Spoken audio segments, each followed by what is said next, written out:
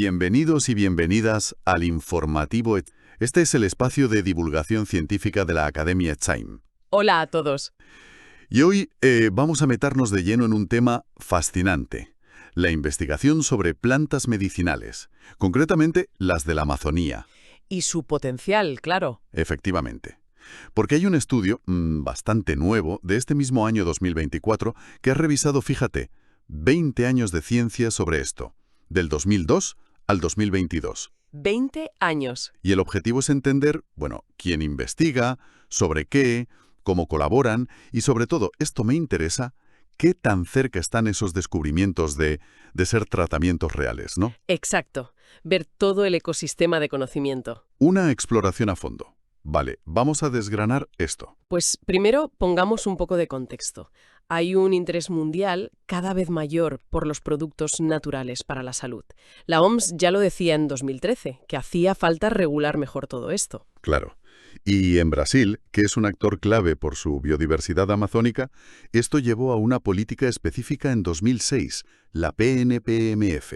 Eso es, la Política Nacional de Plantas Medicinales y Fitoterápicos, un marco para intentar, ordenar y potenciar el sector. Y ese interés, tanto público como privado, en regular el mercado, pues imagino que impulsa la innovación. Totalmente, es un motor. Y aquí entra la estrategia de desarrollar toda la cadena de valor, desde la planta hasta el medicamento, pero dentro de la propia Amazonía. Que no se quede solo en que la Amazonía exporte la materia prima. Justo. La idea es fortalecer la industria local, que haya cultivo y extracción sostenibles, que se desarrollen bioproductos. Y algo clave. ¿El qué? Que las comunidades locales, que tienen muchísimo conocimiento tradicional, se beneficien, económica y socialmente. Que haya un reparto justo de los beneficios por usar sus recursos genéticos y su saber. Hay iniciativas como Profitos Bio AM que impulsan esto. Entiendo. El objetivo final es evitar que sean meros proveedores, ¿no? Y fomentar una economía allí más diversa, más sostenible. Exactamente. Por eso este estudio es importante. Porque aunque ya sabíamos que Brasil era potente en etnofarmacología globalmente, faltaba esta mirada específica a la Amazonía. Y sobre todo a las redes, a cómo colaboran los investigadores entre sí. ¿Y cómo lo hicieron? ¿Cómo se analiza algo así? Pues a ver, la metodología fue: recogieron datos de Scopus, una base de datos científica enorme, buscaron publicaciones entre 2002 y 2022, usaron como 77 palabras clave sobre plantas medicinales, más Amazonía y sus variantes. Casi 2000 publicaciones, creo que leí. Sí, unas 1850 al final, después de limpiar los datos. Luego, con software especializado, analizaron todo eso. Y usaron también análisis de redes, ¿verdad? Para ver las conexiones. Eso es, con un programa llamado GEFI. Es muy visual. Imagina un mapa. Cada punto puede ser un país, una universidad, un autor. Y el tamaño del punto indica cuántas publicaciones tiene. Exacto. Y el color agrupa a los que colaboran más o trabajan en temas parecidos. Las líneas entre puntos, si son más gruesas, indican una colaboración más fuerte. Muy gráfico. Y también midieron el nivel de madurez tecnológica, el TRL. Explícanos un poco qué es eso. Pues mira, el TRL viene de la NASA, adaptado aquí para fármacos. Es una escala para medir cómo de avanzada está una investigación. Va del 1 al 9. Del 1 al 9, vale. Sí. El nivel 1 es la idea básica en el laboratorio. Identificar una planta que parece interesante. ¿Lo más inicial? Eso. Los niveles intermedios pues ya son aislar compuestos, hacer pruebas in vitro, o sea, en el laboratorio, o in silico, por ordenador, o ya en animales. Ajá. Y los niveles altos, digamos del 6 al 9, ya son los ensayos clínicos. En humanos, fase 1, 2, 3, incluso post-comercialización, mucho más cerca del mercado. ¿Y cómo supieron en qué nivel estaba cada publicación? ¿Leyéndolas todas? No, imposible con casi 2000. Usaron procesamiento de lenguaje natural, NLP. Es una técnica de inteligencia artificial que lee los textos y busca palabras clave asociadas a cada nivel de TRL. Luego validaron el método manualmente con una muestra, claro. Interesante. Tiene sus limitaciones, imagino. Sí, comentan que es difícil capturar bien el TRL5, que a veces incluye patentes, y agruparon en el 4 y 5 y luego del 6 al 9 porque las fases clínicas son difíciles de separar solo con texto. Pero da una buena idea general. Empecemos por lo básico, el volumen de publicaciones. Pues esas 1.850 publicaciones. La mayoría, casi el 90%, son artículos originales de investigación. Luego revisiones, un 7%. ¿Idiomas? El inglés arrasa, casi el 90%. Luego a mucha distancia el portugués, con casi un 7%, y el español con un 3%. Lo esperable en ciencia hoy en día. ¿Y la tendencia temporal? Muy clara. Un aumento muy notable de publicaciones a partir de 2010. Se ve un crecimiento importante en la última década analizada. ¿Y el titular principal? ¿Quién lidera? Brasil, de forma muy clara. El 66%, 2/3 de toda la producción científica sobre plantas medicinales amazónicas, viene de Brasil. ¡Wow! ¿Y después? A bastante distancia Estados Unidos, con casi un 13%. Luego Perú, con un 7%, España con un 5,5% y Francia con un 5%. Esos son los top 5. Aquí es donde se pone realmente interesante. ¿Qué pasa con el impacto? Las citas. Exacto. Si miras el número total de veces que se citan los trabajos, Brasil también lidera. Más de 23.000 citas acumuladas. Le siguen los mismos países: Estados Unidos, España, Perú, Francia, Reino Unido. Pero, ¿siempre hay un pero? Pero si calculas el promedio, cuántas citas tiene cada artículo de media, ahí la cosa cambia. A ver, El ratio de Brasil es bueno, ¿eh? Casi 19 citas por publicación. Pero es que España tiene casi 34. el doble. Prácticamente. Reino Unido 28 y pico, Alemania casi 25, Estados Unidos 23, Francia casi 23 también. Todos por encima de Brasil en impacto relativo. O sea, Brasil publica muchísimo más, pero cada publicación, de media, es menos citada que las de otros países punteros como España o EU. ¿Qué sugiere esto? Pues es la gran pregunta. Podría ser que parte de la investigación brasileña tenga menos visibilidad internacional, o quizás se enfoca mucho en temas de gran interés local o regional, pero que no generan tantas citas a nivel global, o una combinación. Es un punto clave para entender la dinámica. Vale, ¿y qué instituciones son las que más publican? Identificaron casi 1.800, pero el top 5 es totalmente brasileño, todas con más de 100 publicaciones. La Universidad Federal de Amazonas, la UFAM, lidera, luego la USP de Sao Paulo, Fiocruz, la Federal de Pará, UFPA, y la Federal de Río de Janeiro, UFRJ. Dominio absoluto de Brasil a nivel institucional. Sí, y se mantiene si miras las 20 primeras en las 2 décadas.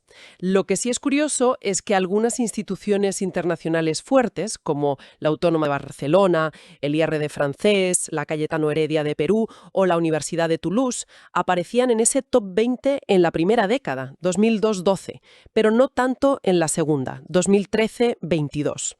Quizás un cambio en las colaboraciones o en el foco. Podría ser. O que las instituciones brasileñas han crecido aún más rápido. Habría que mirar más a fondo. Pasemos a las personas, a los autores. Más de 8.000 has dicho. Sí.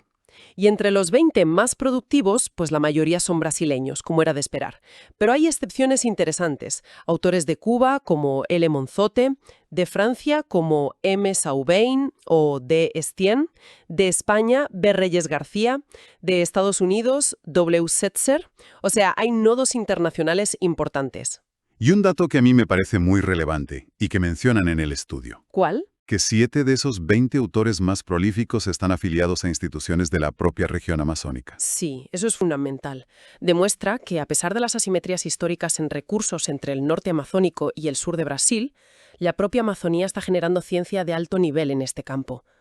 No es solo objeto de estudio, es también fuente de conocimiento científico. Muy importante destacarlo. ¿Y en qué áreas de investigación se centra todo este trabajo? Pues las categorías principales, según la clasificación de Scopus, son farmacología, toxicología y farmacia. Luego, medicina. Y después, bioquímica, genética en biología molecular y química. Claramente orientado a buscar aplicaciones en salud, ¿no? Fitomedicamentos. Sí, la orientación es muy clara hacia el desarrollo de productos con potencial terapéutico. Vale, hablemos de las redes. ¿Cómo colaboran los países? Aquí compararon las 2 décadas. Y lo primero que salta a la vista es que la red se ha vuelto mucho más densa y compleja en la segunda década 2013-22. Más países colaborando, más conexiones, se duplicaron las publicaciones en coautoría internacional. ¿Y los patrones de colaboración? ¿Brasil con quién colabora más? Al principio, 2012, los socios principales de Brasil eran Estados Unidos y Francia. Y Estados Unidos también colaboraba bastante con España y Perú. ¿Y después? En la segunda década, 2013-22, la red es más compleja. Hay un grupo central fuerte, liderado por Brasil y Estados Unidos, que conecta con Francia, Reino Unido, Italia, Alemania, Perú, Colombia, incluso India. Luego hay otro grupo con lazos más débiles, donde está España, con Ecuador, Bolivia, Suecia. Y un tercer grupito más pequeño con Cuba, Estados Unidos, Austria. O sea, una internacionalización creciente, pero aún con ejes claros. Eso parece, la colaboración se expande, pero sigue habiendo socios preferentes. Y este patrón se repite si miramos las instituciones. Colaboran mucho entre ellas, sobre todo internacionalmente. Aquí el mapa de redes institucionales es muy revelador. Se ven como islas. Hay 4 clústeres principales muy cohesionados, formados casi exclusivamente por instituciones brasileñas. Agrupadas geográficamente. En gran medida, sí. Hay un clúster fuerte de la Amazonia Occidental con UFAM, INPA, otro del estado de Sao Paulo, USP, UNESP, otro muy grande y diverso geográficamente liderado por Fiocruz y otro de la Amazonia Oriental, UFPA, MPG. Son como equipos regionales dentro de Brasil colaborando entre sí. Exacto. Y luego, en otra parte del mapa, más dispersos, aparecen clústeres más pequeños de instituciones europeas y de otros países sudamericanos, con menos conexiones entre ellos y sobre todo con menos conexiones con esos grandes grupos brasileños. O sea que a nivel institucional, la colaboración internacional parece más limitada de lo que sugería la red de países. Podría ser. La colaboración más fuerte parece ser intra-Brasil. Muy interesante. Y si bajamos al último nivel, a los autores. Ahí se ven las colaboraciones cara a cara, ¿no? Sí, y aquí el análisis identifica 8 clústeres principales de colaboración muy productiva, además de otros grupos más pequeños o aislados. ¿Puedes darnos algún ejemplo de estos clústeres? Claro. Mira, el más grande, el llamado clúster Lila, tiene 47 autores. La mayoría son de la Amazonía Oriental de Brasil, pero también hay gente clave de Cuba, el Emanzote, y de Estados Unidos, VN Setzer. Publicaron juntos más de 200 artículos. ¿Y en qué temas? Pues fíjate, las palabras clave: Amazonía, plantas medicinales, antileishmanial, antimicrobiano, antimalárico, parasitología, enfermedades olvidadas, citotoxicidad, compuestos fenólicos, aceites esenciales. Enfermedades olvidadas otra vez. Exacto. Es un patrón clarísimo. Otro clúster importante, el verde, con 25 autores, casi todos de la Amazonía Occidental brasileña. Más de 100 publicaciones. Palabras clave: Amazonía, citotoxicidad, antimalárico, antileishmanial, antiplasmodial, flavonoides, triterpenos, antioxidante. Lo mismo. Enfermedades olvidadas.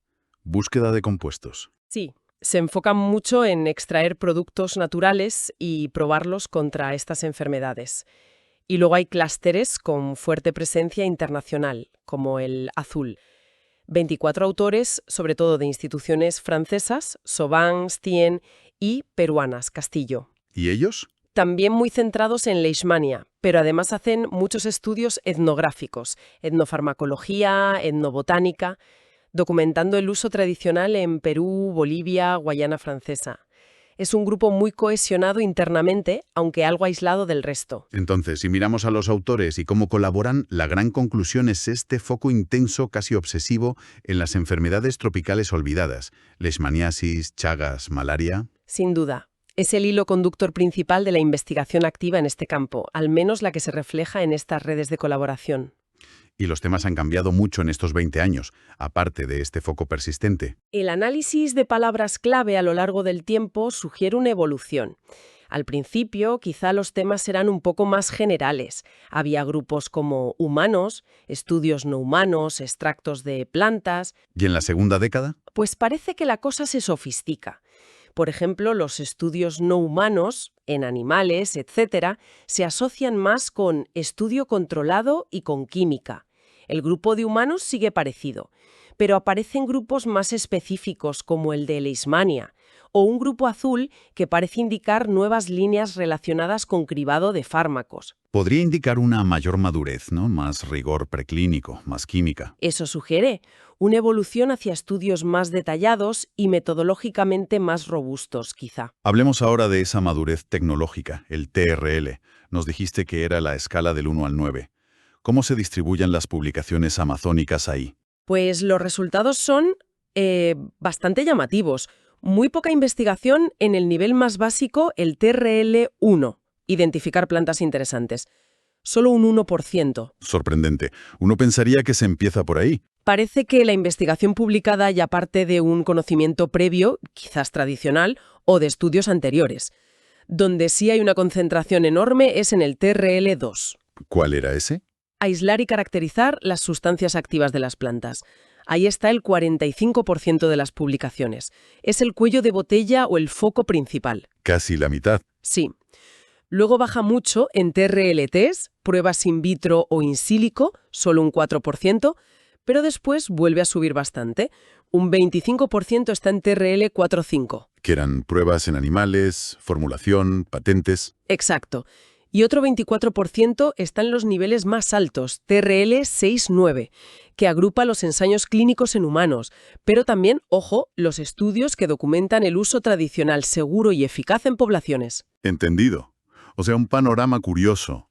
Poco en lo básico, mucho en aislamiento, poco en pruebas in vitro silico y luego bastante peso en preclínica avanzada a animales y en clínica uso tradicional. Exacto.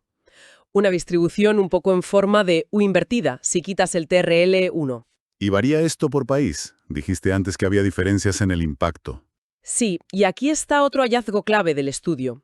Si miras a los 5 países más activos, Estados Unidos, Perú y España, tienen una proporción relativa mayor de sus publicaciones en los niveles más altos, TRL-6-9. Las fases clínicas o de documentación de uso. ¿Y Brasil y Francia?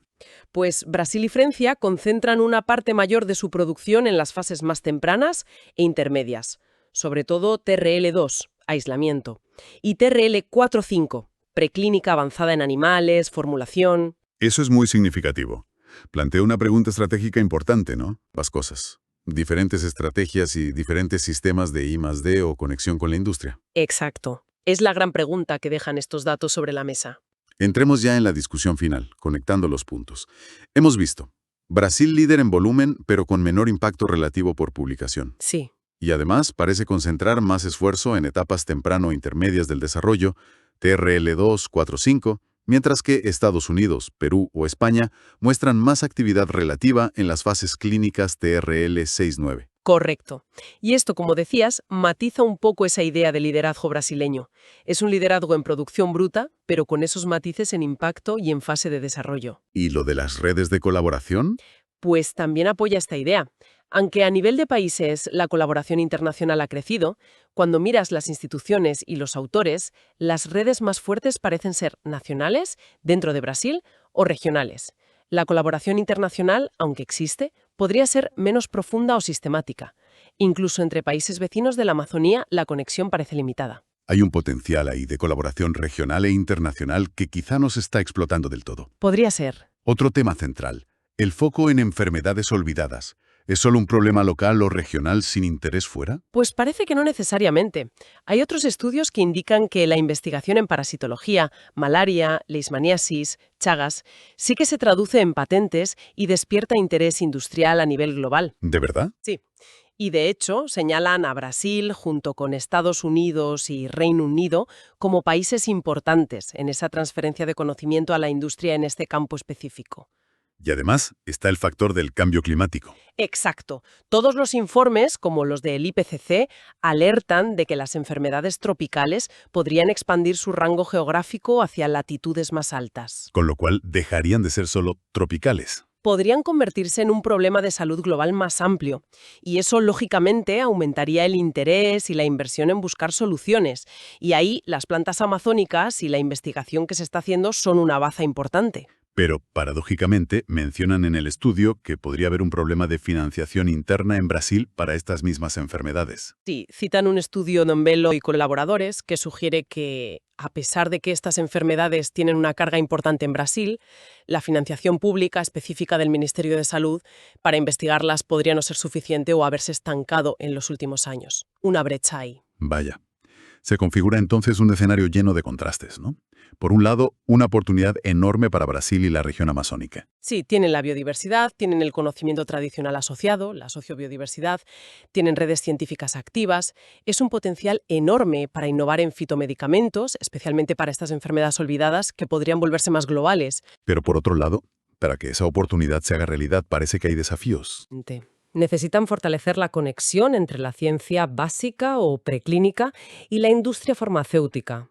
Apoyar más esas fases finales de desarrollo clínico y regulatorio, donde hemos visto que otros países parecen tener relativamente más actividad, y asegurar una financiación sostenida. Y en medio de todo esto, no podemos olvidar el papel crucial del conocimiento tradicional. Absolutamente fundamental, y el estudio lo recalca. Reconocer, respetar y colaborar de forma ética con los pueblos indígenas y las comunidades locales, que son los guardianes de gran parte de este saber sobre las propiedades de las plantas, es clave. Y no solo una cuestión ética o social, también está ligado a la conservación. Totalmente. Preservar ese conocimiento va de la mano de conservar la biodiversidad amazónica. Son dos caras de la misma moneda.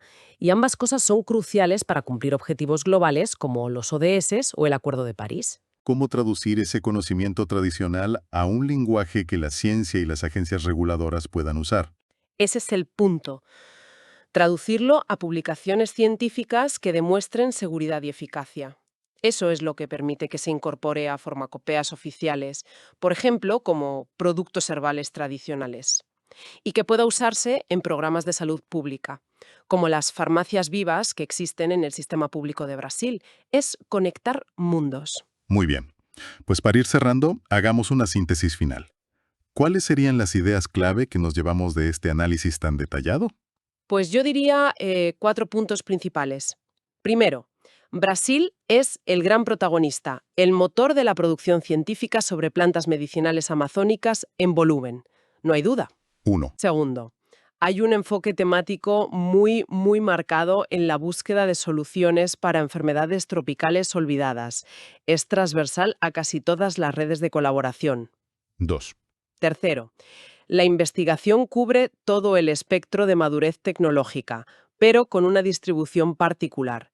Mucha actividad en fases tempranas e intermedias en Brasil, aislamiento, preclínica, mientras que otros países como EU, Perú o España muestran relativamente más actividad en las fases clínicas finales. 3. Y cuarto. Y cuarto, el potencial es inmenso por la biodiversidad y por el conocimiento tradicional, pero para realizar ese potencial hacen falta puentes más sólidos con la industria, apoyo a las fases finales de I+D y una colaboración tanto internacional como interinstitucional más fuerte y estratégica. Redes que existen pero que podrían dar mucho más de sí. Perfecto.